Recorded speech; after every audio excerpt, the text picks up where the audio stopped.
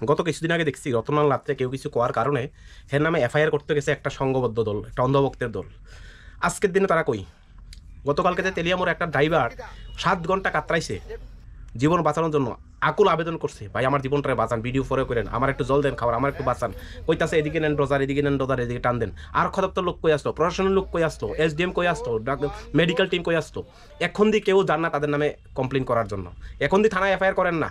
ওই ভণ্ডগুলি কই? ওই যে বদমাশগুলি যেগুলি একজন মন্ত্রীর নামে, ঠিক আছে, একজন মন্ত্রীর নামে বাজে কথা কইছে, একজন মহিলা কি নিয়ে সেটা শিক্ষাযুক্ত, যদিও মহিলা এমন পড়াশোনা জানে না, এই কারণে মহিলা হয়তো বা কথা ছোটো একটা কথা বাইরেছে, কারেন্টের বিল নিয়ে সেটা, স্মার্ট মিটার নিয়ে সেটা, যে কোনো একটা বিল নিয়ে, কারেন্টের বিল যে আইতেছে ত্রিপুরা রাজ্যে তো জানেন কারেন্টের বিল কী তা অবস্থা, কারেন্টের যে একটা অবস্থা, এই বিষয় নিয়ে যখন একটা মহিলা কথা কইতে গেছে তখন মহিলার বিরুদ্ধে এফআইআর করছে থানার মধ্যে। ওই মহিলার বিরুদ্ধে ভিডিও দিয়ে সে সোশ্যাল মিডিয়া দিয়ে, সে মিডিয়াগুলি দিয়ে সেটা প্রচার করছে যে মন্ত্রীর নামে এইসব ধরো কথা কওয়ার জন্য তারা খুবই লজ্জিত, তারা গভীরভাবে মর্মাহত। এই বিষয় নিয়ে সেটা তারা প্রশাসনের দ্বারস্থ হয়ে সেটা আইনের ব্যবস্থা চাইছে। আমি সাধুবাদ জানাই আপনাদের এই পদক্ষেপকে।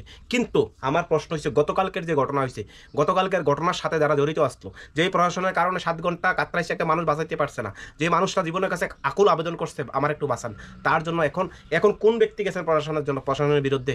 এই যে যারা এই দায়িত্বে আসো তাদের বিরুদ্ধে কেস করার জন্য গেছেন? কেউ নিশ্চয়ই গেছেন না।